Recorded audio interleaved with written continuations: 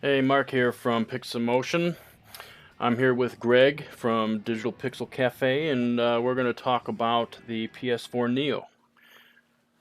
So let's get started.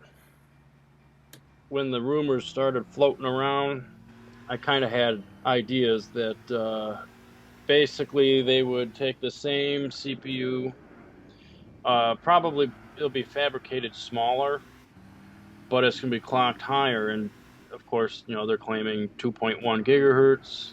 Yeah. Although I did read an article that claimed they're kind of deciding if they want to push it up to like 3 gigahertz, somewhere around there. Um, and then, of course, faster GPU. I don't think they're going to leave the family. It's going to stay in the same architecture. However, they're just adding more compute units that they didn't have before. Well, here's the stuff that's come out that I found on multiple different sites and stuff.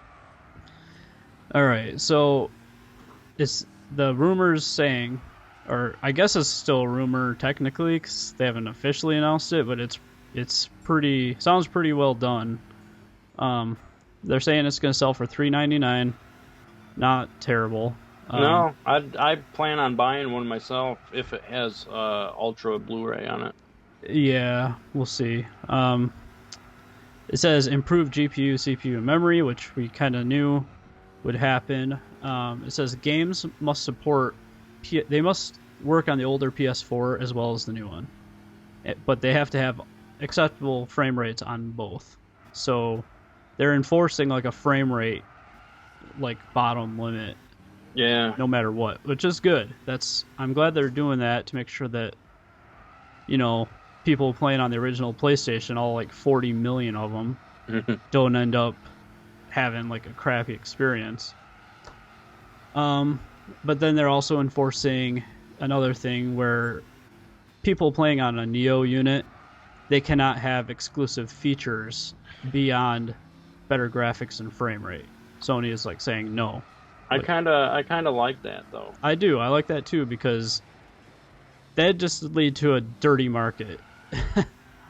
A developer can't make a game and say like, okay, well, if you play on the Neo, you get this exclusive co-op mode that you can't have on the regular PS4, because that would be really shitty. So they're not doing True. that apparently, which is good.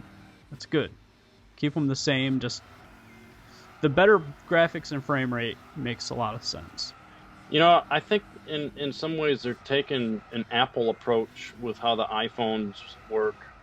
Yeah, they Um, totally are. I mean, a lot of I don't really play games on there, so I don't know completely. But the games that I have purchased, like there are certain ones which look better on the newest phone, Yeah. whereas it'll still work on an older one, but maybe slower and just not as good looking. But Yeah. you're not missing out on the experience as far as whatever the game offers. Yeah, I can say the same thing about Android phones. Back a couple years ago, quite a few years ago now, I had a Galaxy S2, and I bought Rayman Jungle Run on there. It was like one of the only games I ever bought for mobile at the time, and it looked really good. That screen was like a 1080p screen and everything, and so it looked really nice for a phone for sure. And when I got my LG G4 last year, that's a 1440p screen. So when I started up Rayman on there, it looks just so much more crisp. It like automatically took advantage of the extra frame rate and apparently processor, because it probably runs the same regardless because it's just a 2D game. Yeah. you know, Kind of like an auto scroller game even. So it's like it's not super demanding to begin with, but certainly did look nice at the higher resolution.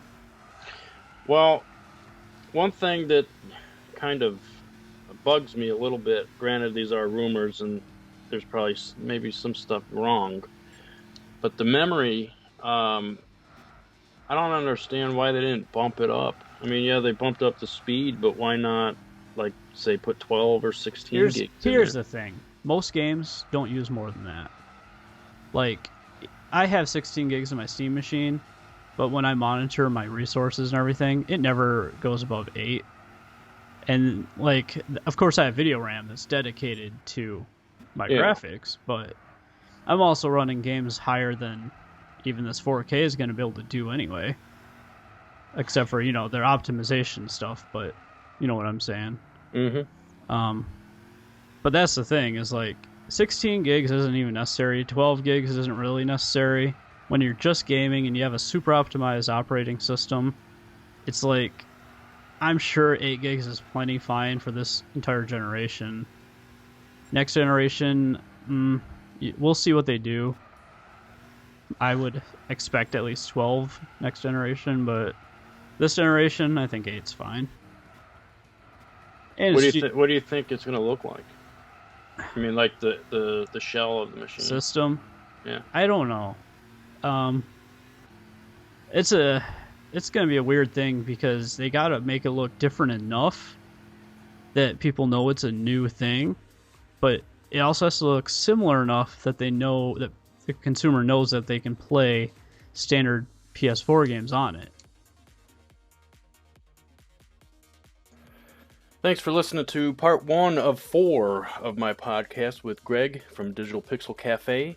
Please give a like, share, and all that fun stuff, and also check out Greg's or Digital Pixel Cafe's YouTube channel. I will give the link in the description. Until next time, thanks.